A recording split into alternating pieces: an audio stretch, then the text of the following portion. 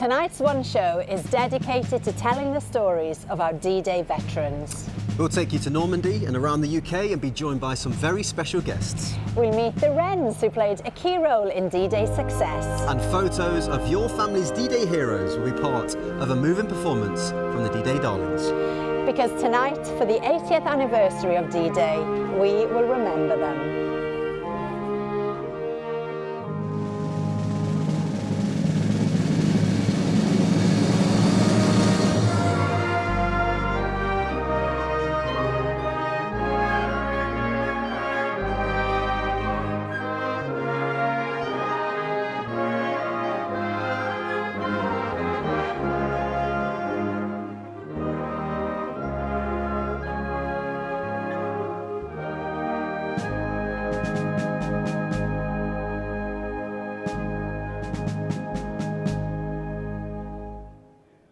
Hello there and welcome to a special extended One Show with Jermaine Genus and Alex Jones. And we've got to say a big thank you to Captain David Cole and the Central Band of the Royal British Legion. They'll be back later with the D-Day Darlings and the D-Day Juniors for a performance of We'll Meet Again, and you're not going to want to miss that. Oh, it's beautiful. It is indeed. Now, after this morning's epic event hosted by Dame Helen Mirren, we also have your essential guide to all the big anniversary moments. Dan Snow is with the crowds in Portsmouth. Dan, now then tell us, what's going to be going on there tonight? Yeah, hi guys. Well, tonight there's going to be an incredibly moving vigil connecting us here with Bayeux Cemetery in Normandy. 80 years on from the final preparations for the D-Day landings. Really, at this moment in time, 80 years ago, paratroopers were just about to get into their aircraft, their gliders, their planes, their troop carriers. Ships were already on their way across the channel, on their way to the French coast. In the skies above, bombers were about to take off to hit enemy lines. And later, I'll be here to tell you why the British obsession with the weather really paid off. Thank you very much, Dan. We look forward to hearing that. And as well as those on the front line, we're also remembering the huge behind-the-scenes operation that made D-Day possible. We take Wren radio operator Marie Scott back to the tunnels where she heard D-Day unfold. I never, ever thought I would see this again, ever. It's honestly incredible, isn't it?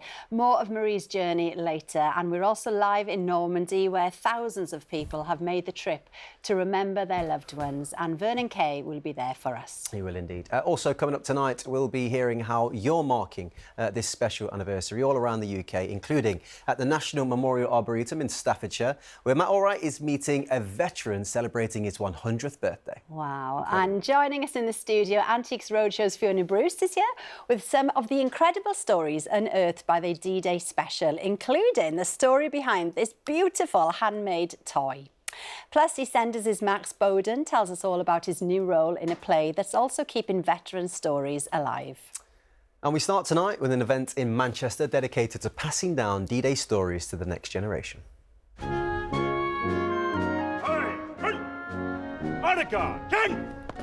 It's a special day for D-Day veteran Bernard Morgan. He's taking part in a commemoration of the 80th anniversary of the Normandy landings at Manchester's Imperial War Museum North. Bernard joined the Air Force at 18 and was trained as a codebreaker. 2 years later, aged just 20, he was the youngest RAF sergeant to take part in D-Day, landing on Gold Beach in 1944. Now aged 100, he still has clear memories of the operation, which would mark the beginning of the end of the Second World War. We didn't know what to expect. We knew that they were well armed and ready for us, and it was a very worrying journey. I got the job of manning a Bren gun on this landing ship tank for 2 hours. I was very frightened, but it didn't seem long since I left school. More than 4,400 Allied personnel died that day. We came down at Gold Beach, and I was sorry to see many troops lying in the water. The landing ships had dropped them in 4 foot of water. As a result, when the poor lads jumped out, they were carrying that much equipment. They fell down in this water and sadly drowned. To mark those sacrifices, Bernard is passing over a torch of remembrance to Air Force Cadet Flight Sergeant Robin Middlehurst. It symbolises how the younger generation is now responsible for sharing the memories and lessons of the war. We will remember them. We will remember them. As an 18-year-old, the thought of just dropping everything and going to war is incredibly difficult to think about. So the people that did do it were so incredibly brave, and getting to receive the torch from someone that himself did just drop everything and just went straight to war is incredibly special. With the ceremony over, it's time for Bernard to meet the cadets. How did it feel for you sharing that torch with me? It was a pleasure to share it with you, lads. Thank you very much. I'm very lucky to have been selected. Do you think it's important that people visit the national war graves over in Normandy and Belgium? I think it's essential that the school children of today should know how people sacrifice their lives so they could have a nice life in the future. And they're the people we've all got to thank. I'm pleased to see so many of you here today. All look very smart. Similar gatherings involving D-Day veterans have been taking place across the country in the run-up to this week's anniversary. They've been organised by the Commonwealth War Graves Commission. It's given those young people an opportunity to connect with the past, but more importantly, it's given those veterans the reassurance that another generation is coming on, that they will become the guardians of that commemoration and of remembrance in the future. Bernard and his fellow D-Day survivors have travelled to Normandy, where they'll play a key part in helping to light up the thousands of graves of service personnel laid to rest so far from home. Today was really special here in Manchester because Bernard himself is an RAF veteran, and to therefore be surrounded by the air cadets, that next generation who will remember him, remember his service. If you had any advice for the younger generation of today, what would you give? If they can keep free of wars, that would be a very good thing. Oh, thank you so much to Bernard for sharing your story. And obviously the young people there took so much from it as well, didn't they, from the day? Lovely, lovely man. And thank you to everyone who's been sending in photos and stories about their D-Day heroes. That includes Stephen Waters, who sent us this photo of his dad, Harold. Now, Harold was a Royal Navy commander who led some of the first flotillas over the Channel to fire rockets at German positions on one of the landing beaches before returning to Portsmouth. Gosh, he looks so dapper, doesn't he, in a suit? Diane Johnston has told us about her dad, Harry Arthur Brown, who was lost on D-Day when she was just 1 year old, and her brother Ray, who was 4. Now, she still has this case with over 60 letters that her father had written to their mum, all starting with "My 3 darlings." The last one, the last one was dated June the 4th, 2 days before he was killed in action. Diane, now 81, says she's going to be watching the show with her father's case beside her. Thank you so much, Diane, for getting in touch. That was a tough one. And Sally Warner's father, Major Jack Watson, parachuted into Normandy on D-Day and landed in Ronville, the first village liberated. He passed away in 2011, but every year the family returned in his memory. 22 of them have been to Normandy this year for a special ceremony in Ronville, where a plaque has been unveiled in Jack's honour. Oh, fantastic. We'll have more of your stories later. Plus, we'd love to hear about any D-Day events happening where you live. Let us know in all the usual ways. Now then, let's meet our first guest, who's brought along some great D-Day stories of her own. It's Antiques Roadshow's Fiona Bruce. Oh, it's always lovely to see you, Fiona, and congratulations. Last Sunday's episode was just brilliant. I mean, we'll talk about some of the items in a second, but it must have been very emotional to stand there and listen to these stories because, of course, every item has a really emotional and poignant story attached to it. It really, really is. I mean, just being there, being at the cemetery where so many people died, some as young as 16 because they lied to... They were so eager to fight, you know, and do their bit. And we saw, you know, we heard and saw amazing things. I mean, there was a little girl called Betty White. She was only 5, and she sort of stood at the edge of her front gate and she was waving all the soldiers off. I mean, it would have been about now, 80 years ago. And as they walked past, she asked them if she could have a badge, one of their badges, and then her mum stitched them all onto this incredible coat.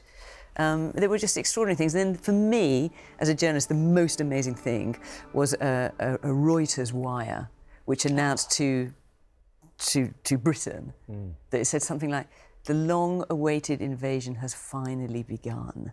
And for me to read that, I just thought, well, I'm never going to write something as important as that. And I seriously hope I never have to, actually. No. And it was just incredible to have that in my hand. Yeah. You also feature this toy that we've got right here, Fiona. So tell us about its amazing history. Oh, well, this is Manny and the Quack Quacks. And this was made by Corporal Richard Ibbott for his daughter. That was 2 years before he was able to give it to her. And we think about, you know, and he was at Juno Beach. His job, he was an amphibious vehicle driver, was to ferry wounded soldiers, of which there were many, of course, back to the hospital ships. And we think about all the kind of maelstrom and chaos that was going on. But there were points of downtime, you know, further into the invasion. And, you know, thoughts turned to home. So he made this thing. It's basically a pull-along toy out of the wrecks of landing craft, fallen trees, bits of wire from packing cases. You imagine the love that he put into that. And his granddaughter still has it. I just think it's just lovely. It really shows us a different perspective, doesn't it? Thinking of somebody making that at the same time.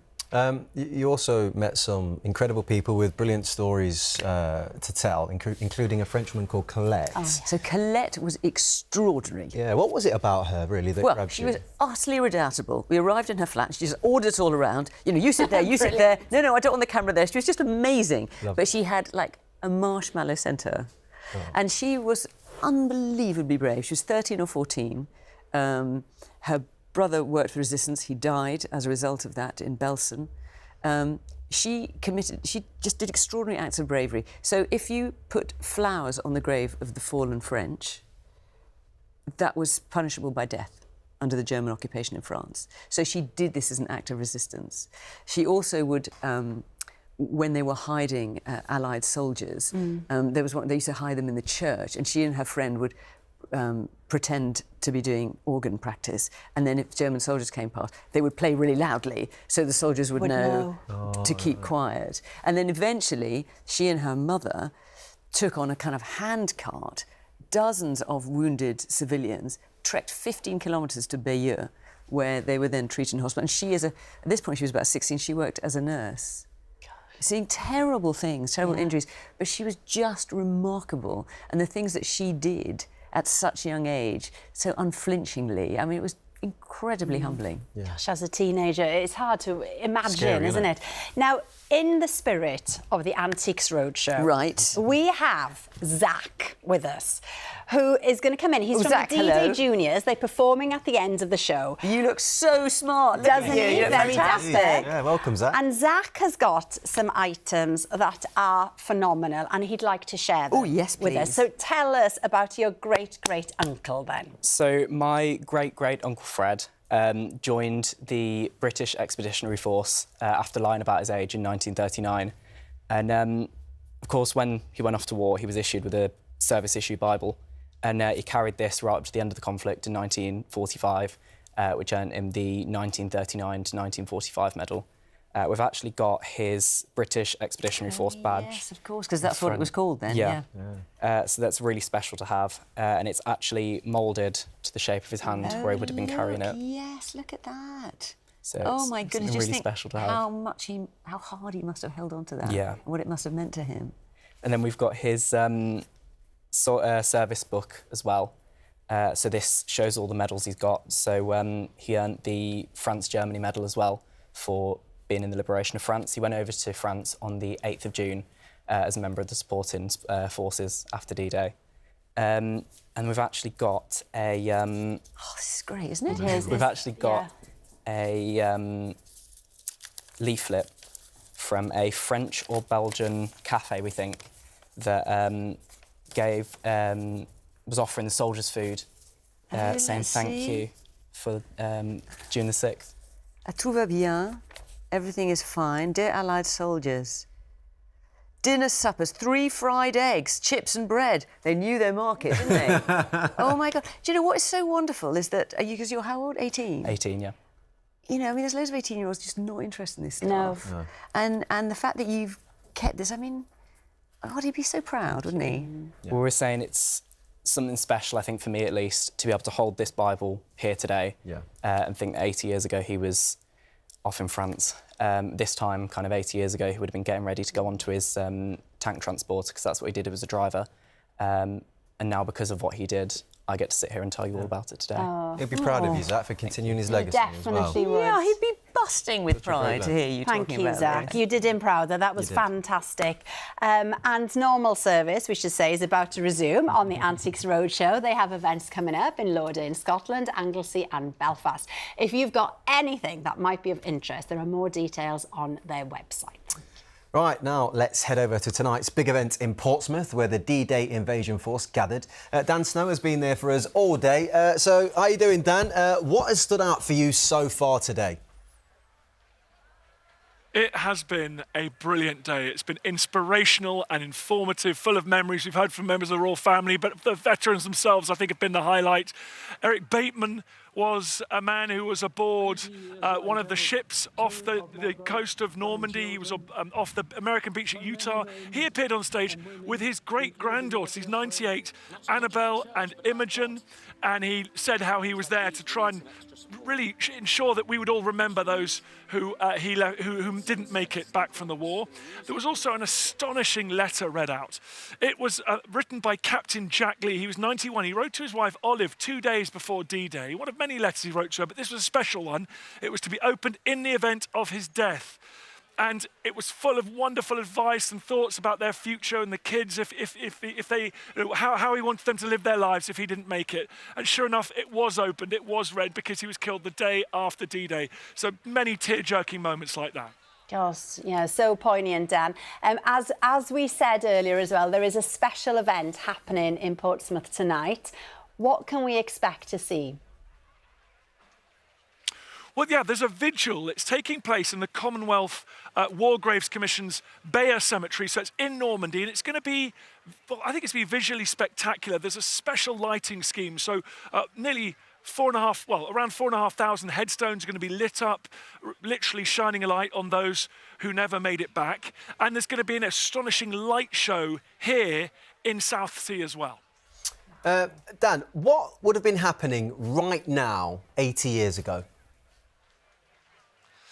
It was all happening right now 80 years ago. There would have been paratroopers putting their camouflage on, gathering up their gear, perhaps saying a few prayers in small gatherings, and then loading onto gliders and troop-carrying aircraft ready to drop into France in the early hours of June the 6th.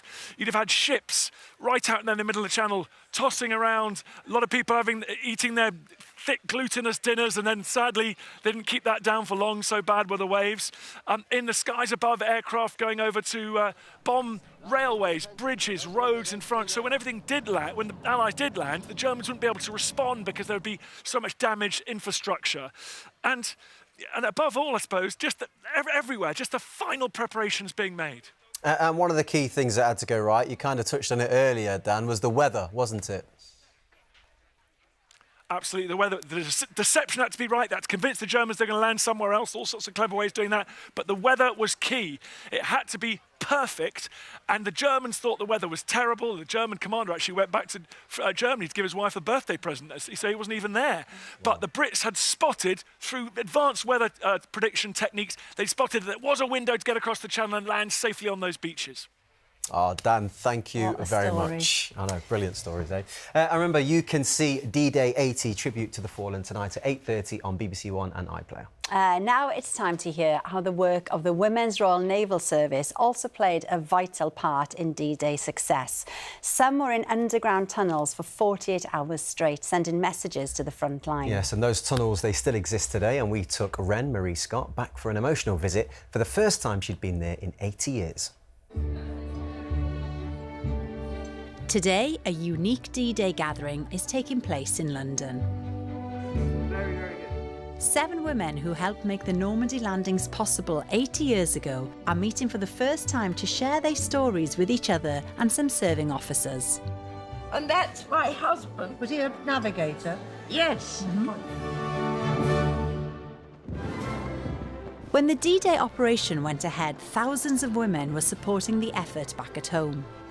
Many of them were Wrens, members of the Women's Royal Naval Service, who joined when they were very young. How old were you then? 17 3/4. Wow. Though they weren't fighting on the front line, the Wrens' jobs were crucial to the outcome of the war. Leading up to D-Day, I was a visual signaller. We used to send Morse code messages on a tiny light. We were told we are breaking German codes. As June 1944 approached, the women knew that something big was about to happen. They just didn't know what. Marie Scott, now 97, was working in communications. About a month or so before D-Day, I was given training on a very small brown piece of equipment, which they called a VHF set. This was radio equipment that would prove crucial to Marie's D-Day role. She was stationed at Fort Southwick, the D-Day communication headquarters. It was located in underground tunnels dug into the hillside overlooking Portsmouth Harbour. Martin Baisley of local history group Southwick Revival is entering the tunnels the way Marie would have done in 1944, down 168 steps from the fort above. And this was the underground headquarters where all the communications were coming in. They were dug in 1942 by Royal Engineers out of the solid chalk of Portsdown Hill, and nobody in the surrounding area knew. It was totally secret. For this D-Day anniversary, we're taking Marie back to visit the tunnels, which she hasn't seen for 80 years. Delighted to meet you. It's a privilege. Although today, she's using the step-free access. There are over 900 metres of tunnels which housed up to 700 staff. It was a hive of activity. We used to sleep down here, eat down here, everything. Around D-Day, Marie was underground non-stop for 48 hours. The first stop on her tour is the dreaded staircase. Oh, wow. I never, ever thought I would see this again, ever. Look how corroded it all is. 80 years of corrosion. Yeah, I know the feeling. Yeah. Marie worked in the comms tunnel, ready to relay messages to and from the front line on her VHF radio. The role was vital as commanders back at home responded to the changing situation on the ground. Their communications with the Normandy beaches went through Marie's unit. On D-Day, Marie sent her first message, then waited for the reply. Suddenly, in my ears, there was a war. I could hear machine gun fire, bombs dropping, men shouting, screaming. But then I thought, well, fine, get on with the job, because that's what I was there for. And that's what I did. D-Day marked the turning point in the war. For years, many of the Wrens kept quiet about their involvement. Today, 8 decades later, their contribution is being commemorated with letters of thanks from the head of the Navy. Looking back, I do allow myself a touch of pride. It was historic. And I'm just so thrilled that I was able to be part of it.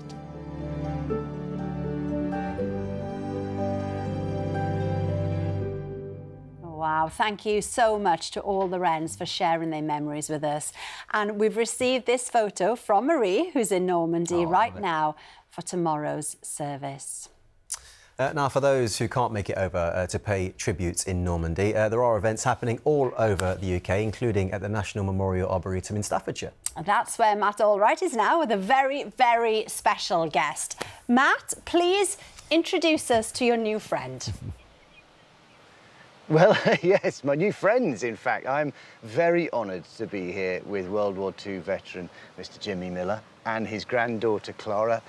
I mean, you've had a bit of a week, you would say, Jimmy. I mean, you were 100 years old on Saturday. Yes. You met the King. He gave you the birthday card. Right. How was that? Well, I expected to get it through the post, but certainly I didn't expect to be called to the palace and have it personally given to me by the King, with the Queen on the other side.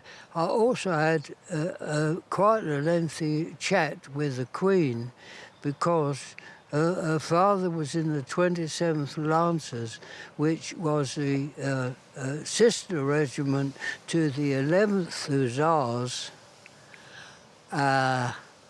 So you had it... Which was my regiment. You had it delivered by the King and Queen themselves. That is a special delivery. That's Royal Mail at its finest. But we were talking earlier about your role at the D-Day landings, and it was really remarkable. Juno Beach, and then, you know, the landings themselves were something, but you fought your way all the way to Berlin in one of the most dangerous jobs there was. That's right.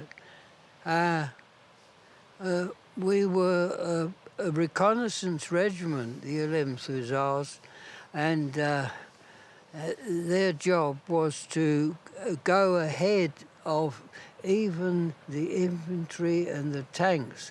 There was nothing between us, as you might say, the 11th Hussars, a troop of them, which was about 12 men, 2 armoured cars, big armoured cars, 1 small one, and 1 white scout car, which was American. So you were out there looking for trouble? You were looking for enemy positions? We were looking for American positions, and one of them, I got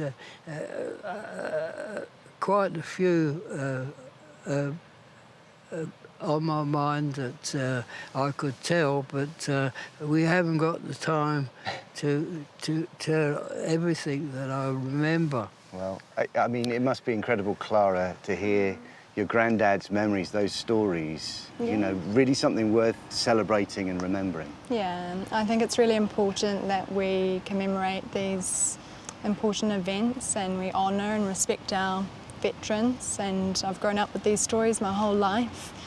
And I think it's so important that we remember the veterans that are still with us and all of those that have gone as well. And Jimmy, you're a big part of the service tomorrow. You get to lay a wreath to your fallen comrades, which I know will mean a lot to you. Okay, we'll leave that there. It's lovely talking to you. Thank you so much for sharing your stories. Thank you so much. It's an absolute pleasure, and good luck to everybody listening. Thank you, Jimmy. Thank you so much.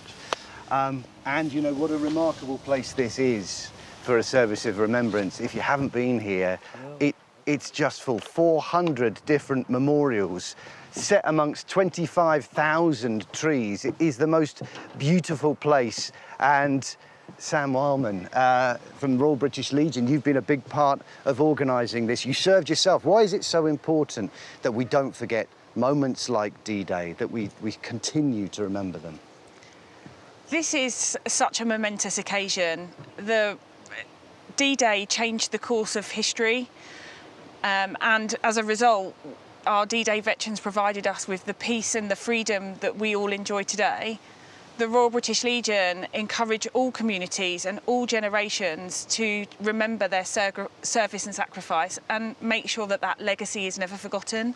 Thank you so much, Sam. And it is open to the public here tomorrow if they want to come down. A lot of people won't be able to make it tomorrow, but I would encourage you to come down if you can at any time. Such a beautiful place, so many stories of heroism and loss, but just the most peaceful environment. Back to you in the studio.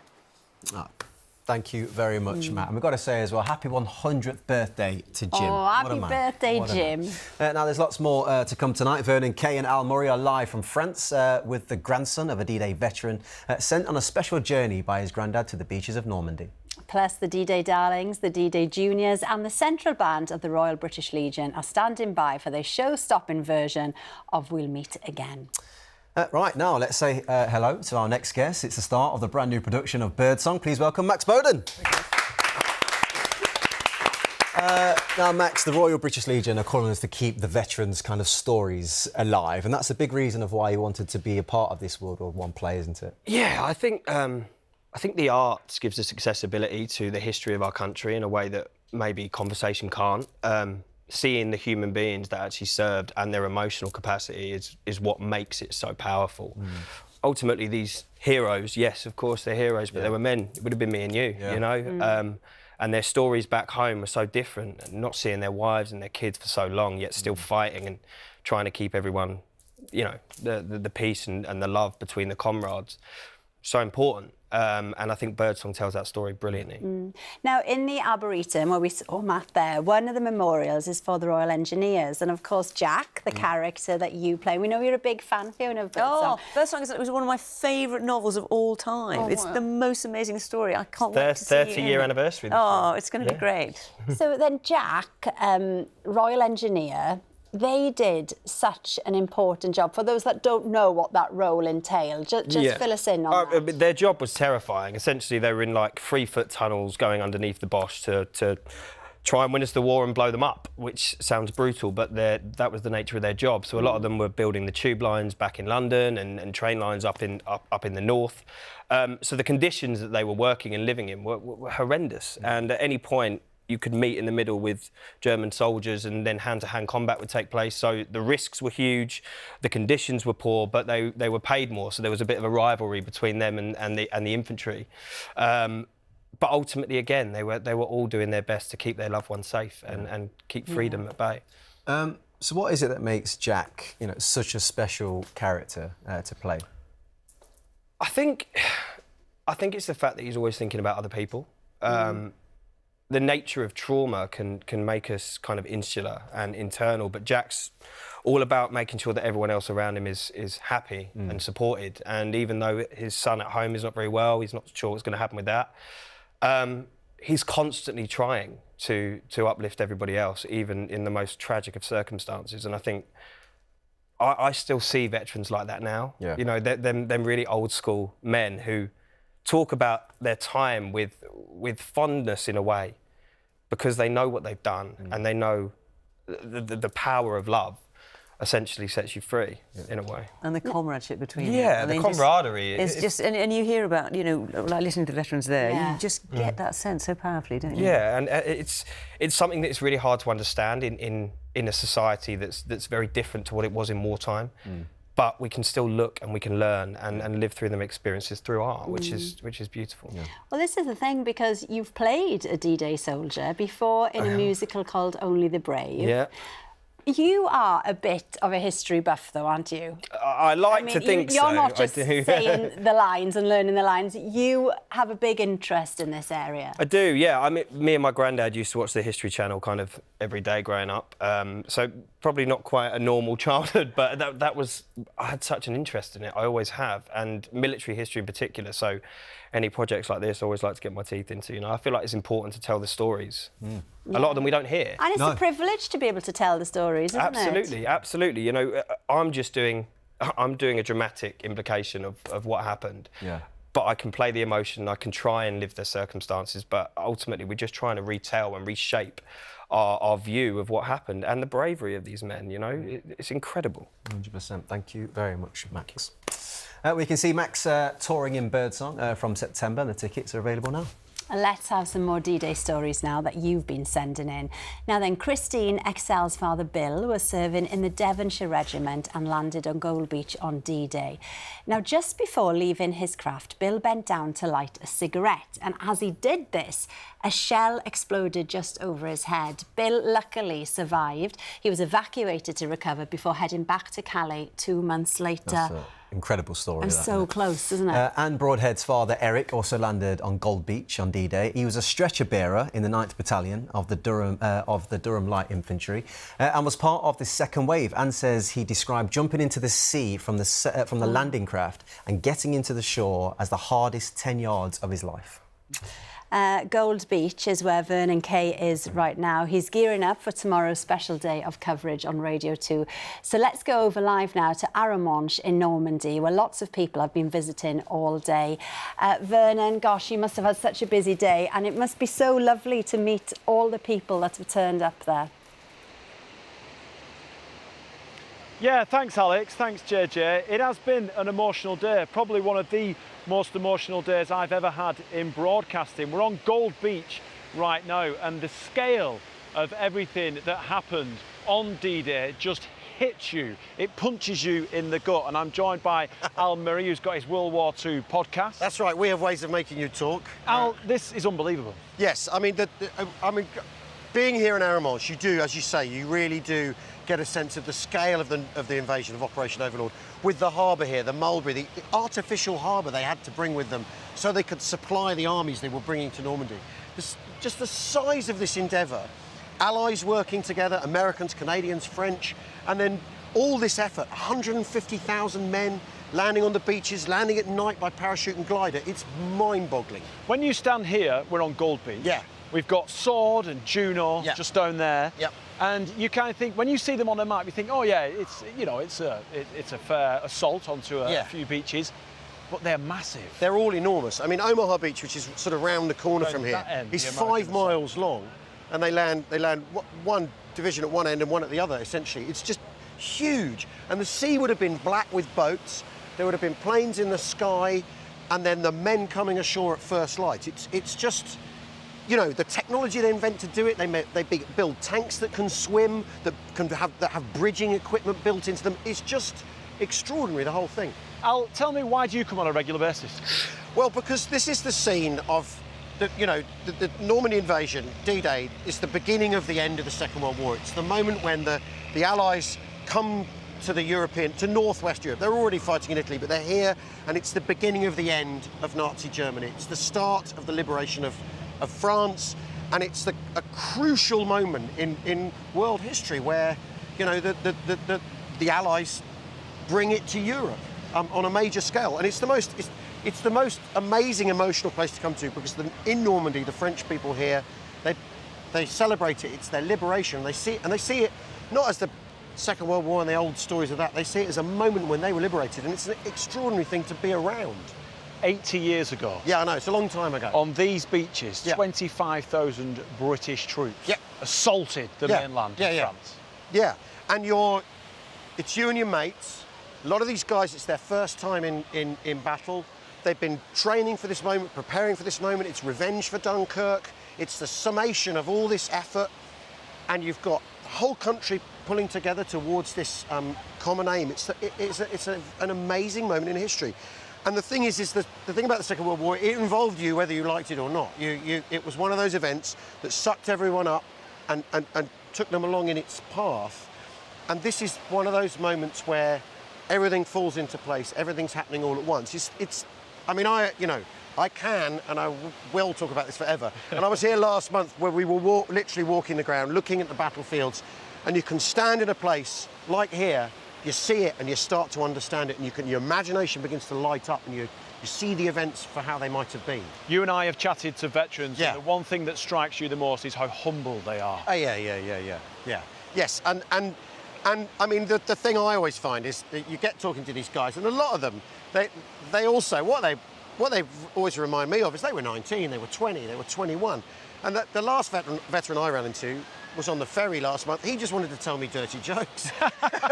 he wasn't interested in saying, oh yeah, me and my pals, we did this. He was saying, here's another one, mate. And I'm thinking, I can't ever say this in public, any of this stuff. but which just shows they were just guys like, not like you and me, I don't think, and I can't speak for you here, Vernon, but I'm not a naturally brave person. So I think you think of the courage they had, the resolve, and that they were doing it for each other as much as for anyone else. It's just amazing. And the veterans, when you meet them, the few we have, are incredible to me. And here comes the tide. The tide. Would you look at that? There you go, perfect timing. Al, just quickly, the one thing about this huge momentous occasion, the 80th anniversary, is how many people you meet who are here to pay their respects, not just for friends and family, but strangers, the fallen. Yeah, exactly. And I think that is also really, really touching. There are people here who are here for their dads, but there are other people, because I have no family connection to D-Day. I have no link to it. But that doesn't matter, because we all have a link to it. It's a big part of our history. There's one story that's really taken me aback, and it's from a gentleman called Dan Thiessen, and he's got some sand with him. Oh, yeah. That his granddad collected and scooped up from Juno Beach. Here's Radio 4's Paddy O'Connell with this amazing story.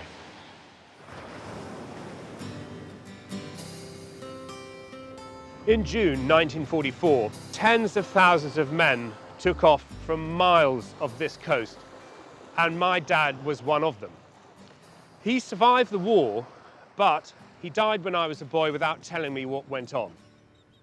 So I tracked down his comrades and they told me of the scenes that unfolded on Gold Beach. But now they've passed on too. So it's up to the next generation to tell the world what went on. And many people, like Dan Searson, have chosen this anniversary to take a trip to Normandy to do just that. Dan knew that his grandfather, Gilbert Jones, fought on D-Day, but he didn't know that he may have helped plan the invasion.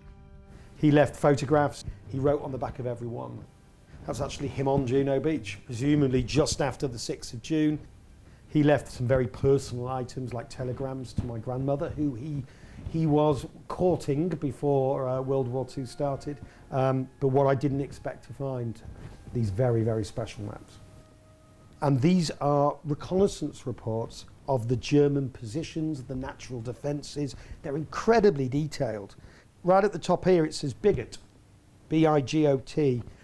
They are top secret maps, and they are sort of hand-drawn, which sort of adds quite a nice personal touch. BIGOT stands for the British Invasion of German Occupied Territory. It was a classification above top secret. These maps contained information essential to the success of D-Day, but Gilbert never told his grandson how he came to own these highly classified maps. The fact that they are reconnaissance reports and intelligence reports, he must have had something to do with the planning of D-Day in that 2-year period. Also making the trip to Normandy is rugby fan and army veteran Brett Barder. He'll be accompanied by a group of veterans, and they plan to mark the occasion with a commemorative game of rugby against the French in the town of Caen, where his grandfather played a vital role during the invasion. Ramsay Barder, my grandfather, was the first black serviceman to serve in the 147th Field Regiment Royal Artillery. His role was to propel the gun off the landing craft through the waves. Under fire. And to form a bridgehead in support of the infantry division that was around them. How did you first hear about what Ramsay did? My nan was actually a history teacher, so when I sort of found a photo, I would ask a question. Why are we here on the beach with a rugby ball? You can have an object like this and you don't even speak the same language, but we can come together to make a difference. Rugby has the core values, and they're often amplified across the military. Whilst out in Normandy, Dan's also got a special job to do, because amongst the photos and maps, he found something else unexpected: sand. Where it got taken from that day, I do not know, but we know that it is from Juno Beach. Dan's grandfather always wanted to return to Normandy, but sadly, he never got the chance. So he's making this trip in his honour, and he's taking the sand with him to return it from where it was taken 80 years ago. Every year we mark D-Day, fewer and fewer veterans are able to make the journey across the Channel, and sadly one day, none of them will. So it's up to us to tell their stories for them.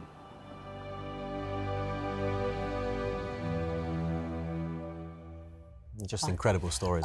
Amazing. Really are. I've got to say a huge thanks as well to Paddy, and you'll hear Paddy's live commentary of tomorrow morning's event from the British Normandy Memorial, starting at 8:30 on BBC One and iPlayer. And we can go back to Verna now, who has some updates about how Dan and Brett's journeys are going. So come on then, Vern, what's the latest? Yeah, that's right.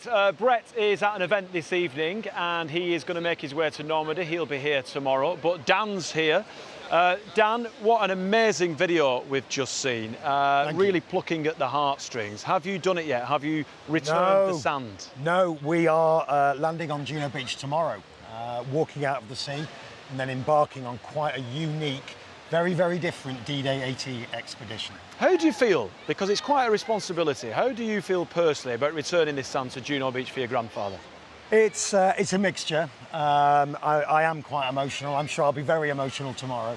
And it's something that I've always wanted to do. You know, I looked up to my grandfather. He inspired me to join the army, and here I am, you know, 80 years to the day that he was on the beaches, coming back in his honour and more.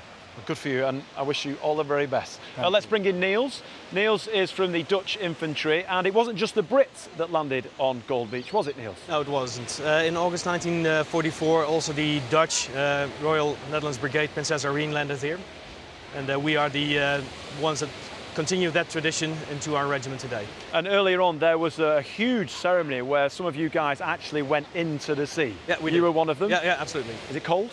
It's not that cold, actually, but all the new soldiers placed within our regiment received this lanyard, which was originally given to all the veterans that actually did the campaign into France, Belgium and the Netherlands. And we carry that now as a remembrance to them and as a sign of our Orthopedic Corps. You must be so proud. Yeah, we are. Carrying on that Absolutely. tradition. Yeah, thank you. Well done. Thank you, Niels. Let's bring in Fiona Harrison. Fiona, welcome. Fiona, you're going to be singing tomorrow. I am indeed. In fact, I've been booked to do a series of shows here at our Artists in Residence. So today I did my first ATS show, as you can see, in full ATS uniform. So tomorrow we're going all glamorous, but I hope the weather's going to be nice because it's going to be it's going to be a windy one, I have a feeling. So I hope I've got my hair well down. All right, well, Alex, JJ, at the moment, the weather is stunning, beautiful, and totally appropriate for tomorrow's big event. Oh. Thank you so much. And you can hear Vernon, of course, on Radio 2 from 9:30 tomorrow morning. The whole show will be coming from Normandy, where he'll be speaking to some of the veterans. And he's also hosting a special D-Day Sunday Night is Music Night concert featuring the best-loved music of that era. It's on Radio 2 this Sunday, 8 p.m, and on BBC Sounds as well from tomorrow. Yeah, so that's what's happening in our marches, and you've been sending in what's happening nearer to home. All right, then, come on. What have we got? Let's have a look. We have got, OK, we've got Richard Foster. He's been in touch. He'll be at the commemorative celebration in Stretton in Rutland on Saturday. It's the remembrance ceremony that'll be followed by music from the 40s and lots of food and drink celebrating the Allies' success. That sounds fantastic, doesn't it? Fantastic. Catherine says the church in Telscombe Cliffs, East Sussex, are having a special lunch with spam sandwiches and jelly and having a concert with church singers singing songs from the era. 78 records being played. We are all dressing up in costumes. Going to be a great commemoration. The only time that spam sandwiches are accepted. Yeah, that's what I thought as well. We've got some more D-Day stories. This is a photo of Alison Anthony's grandparents, Hugh and Lena Durkin. They got married in 1944. Hugh's unit, the Seaforth Scottish Highlanders, was sent with the American First Army to Omaha Beach. Now, Hugh was one of the lucky ones who made it back. OK, in a moment, we'll be heading outside for a special performance from the D-Day Darlings. But first, we sent their founder, Katie Ashby, to a veterans village in Kent, where the residents are planning their own ways to mark D-Day 80 at home. Nestled in the Kent countryside, near the town of Aylesford, is a village where all the residents are veterans and their families. I'm Katie Ashby, founder and lead singer with the D-Day Darlings, a group that celebrates the music of the wartime eras. I've always been deeply moved by the enormous sacrifices made by our armed forces. My own grandparents served in World War II. My grandmother worked in a munitions factory in Yorkshire. And I've always been fascinated by the legacy of the war. So when I heard about this community that's home to 340 veterans of all ages, I had to pay a visit in the run-up to their D-Day commemoration. Oh my gosh, look! Oh, is this you in the band? I play trombone. Violet Clark served in World War II. She lives in the retirement home at the heart of the village. I was working in a bakehouse, so in my coffee break, I went and signed up. My boss was furious. I wanted to be free to go. And do your bit. Yeah. We were doing tanks and armoured cars, and we had to equip them ready for the front line. We used to put all sorts of messages in them as well. Oh. We used to send our love and give us a call when you get back. What's your memories of D-Day, of the Normandy landings? On an occasion like that, it's the turning point of the war. On the anniversary, Violet will gather with the other veterans that live in the village, and there might even be a sing-along. Because like me, Violet loves music. Was there any song in particular that you used to love singing? It's a There'll long be way. bluebirds over the white cliffs of Dover. There'll be bluebirds over the white cliffs of Dover. The village is run by Royal British Legion Industries, and job training is provided for younger veterans. 70 work in an on-site factory. One of their products is the Tommy statues many of us know from our public parks. Teerthraj Thapa is one of the team leaders there. I'm working here since 2012. We make road signs, railway signs, Tommy. So tell me about your service. You're a veteran yourself. I have served for 8 years. My granddad and my dad were in the military as well. It's a great honor for me to be a part of British Army. So how does it feel coming out of the military? It was very challenging for me at the beginning. Then slowly I adapted to the civilian life. It's a great place to be work with all the veterans and all my friends. What does D-Day mean to you then? Our ancestors, they have given their life for us. It is an honor to make these Tommies that's close to our heart. For the retired residents, tea and cake is laid on once a week, so everyone can get together. Have you saved me some cake? Yes, plenty. On the anniversary of D-Day, everyone will gather to light a beacon. Brenda's brother Eddie was on the Normandy beaches. He joined up in 42 and we didn't see him until 46. He was in a pretty bad way, but he came back. Pete's father Arthur also took part. We didn't want to be there, but you had to go with it. How are you going to be marking D-Day this year? I've got the job of lighting the beacon. It's going to be special. It is going to be special because I'm going to have my dad in my heart. It's a time to commemorate the sacrifices made by members of the armed forces at D-Day. It's a perfect link, mixing old veterans with new veterans. To remember the sacrifice everyone put themselves through for us, really. Meeting these people really brings home what those sacrifices mean, not just to the families of those who served, but to all of us.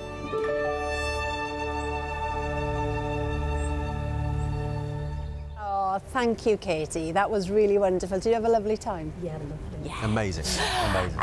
And Katie will be performing tonight with the Central Band of the Royal Legion, who have just got back from performing in Normandy as well for the veterans. We can see some footage there. They have indeed. And before we hear them perform, one of the D-Day juniors joins us now with her own incredible story. This is Alex. Alex, thanks for joining us. Now, we've got a picture here of your great-grandparents, Stanley and Edna.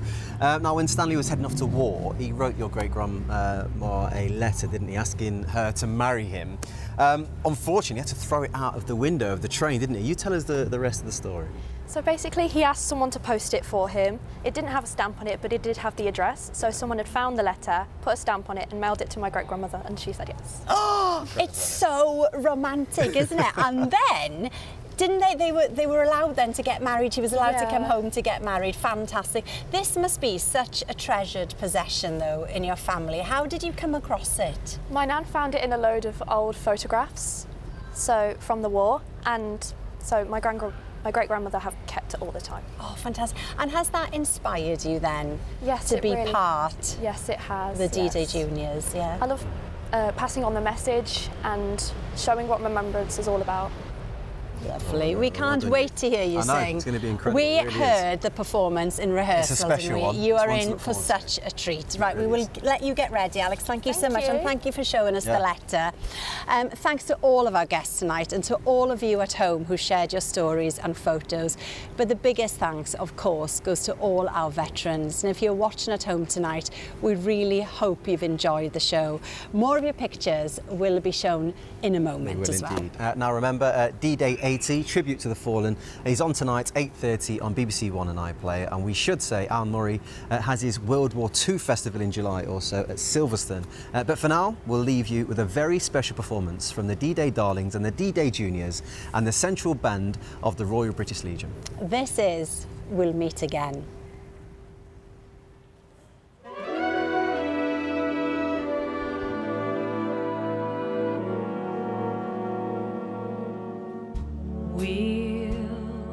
meet again. Don't know where, don't know when, but I know we'll meet again some sunny day.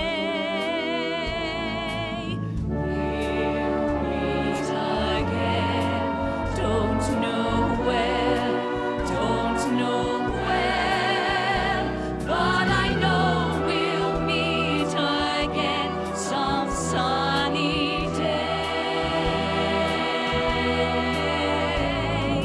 Keep smiling through, just like you always do, till the blue skies drive the dark clouds far away.